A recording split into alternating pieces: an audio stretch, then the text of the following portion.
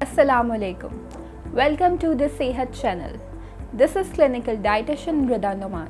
हमारी आज की वीडियो डेंगू फीवर पे है. आजकल बारिश का पानी जमा हो जाने की वजह से और अनहाइजेनिक कंडीशंस की वजह से बहुत सारी डिजीज़ेस हो सकती हैं जिन्हें वाटर बॉर्न डिजीज़ कहा जाता है. अगर आपने हमारे चैनल को सब्सक्राइब नहीं किया तो अभी सब्सक्राइब कर लीजिए और बेल आइकन को प्रेस कर दीजिए. आजकल डेंगू वायरस बहुत कॉमन है जिसमें तेज़ बुखार, बॉडी पेन, डायरिया और वॉमिटिंग की कंप्लेंट्स होती हैं. फीवर 104 से ऊपर जा सकता है और सर दर्द रहता है. इसकी प्रिवेंशन का ख्याल रखना बहुत ज़रूरी है. अगर किसी को एक दफ़ा डेंगू फीवर हो चुका है तो उसमें कुछ टाइम के लिए इम्यूनिटी डेवलप हो जाती है, लेकिन अगर दूसरी दफ़ा फिर से ये वायरस अटैक करे तो ये जानलेवा भी हो सकती है. इसके लिए कवर्ड कपड़े पहनें और मच्छरदानियों का इस्तेमाल ज़्यादा से ज़्यादा करें. वीडियो में आगे बढ़ने से पहले मैं आपको बताती चलूं, अगर आप पढ़ने का शौक़ रखते हैं तो आज ही स्क्रीन पे दिए गए नंबर पे अपना नाम और शहर का नाम लिख के व्हाट्सएप करें और घर बैठे हर महीने नॉलेज हेल्थ मैगज़ीन अपने फ़ोन्स पे पढ़िए.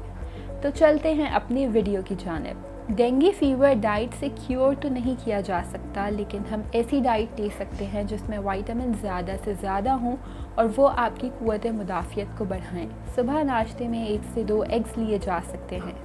इसके साथ वाइट ब्रेड का इस्तेमाल करें. अगर डायरिया की कंप्लेन है तो फाइबर वाली चीज़ें अवॉइड की जाएं. दोपहर के खाने में मूंग की दाल की खिचड़ी ली जा सकती है जिसमें सफ़ेद चावल का इस्तेमाल करें और ब्राउन राइस को अवॉइड करें. वेजिटेबल्स और फ्रूट्स का ज़्यादा से ज़्यादा इस्तेमाल करें. फ्रूट्स में ऑरेंज, अनार और अमरूद लिया जा सकता है. ताज़ा फलों का जूस इस्तेमाल करें. डिनर में 100 ग्राम्स तक पालक या कोई और सब्ज़ी भी ली जा सकती है. डायरिया में बेहतर है चक्की का आटा अवॉइड करें और वाइट आटा इस्तेमाल करें.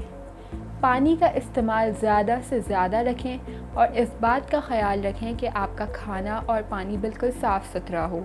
अक्सर लोग डेंगू के मरीज़ों से दूर रहते हैं और उन्हें आइसोलेट कर देते हैं. इस कंडीशन में आइसोलेशन ज़रूरी नहीं है क्योंकि ये बीमारी एक इंसान से दूसरे इंसान तक डायरेक्टली नहीं पहुंचती और सिर्फ मच्छर के काटने से ही पैदा होती है. ये मच्छर भी हर तरह का मच्छर नहीं होता बल्कि एक ख़ास किस्म का होता है. उम्मीद है आपको इस टॉपिक पे ये नॉलेज पसंद आई हो. अपनी राय से हमें कमेंट्स बॉक्स में आगाह कीजिए.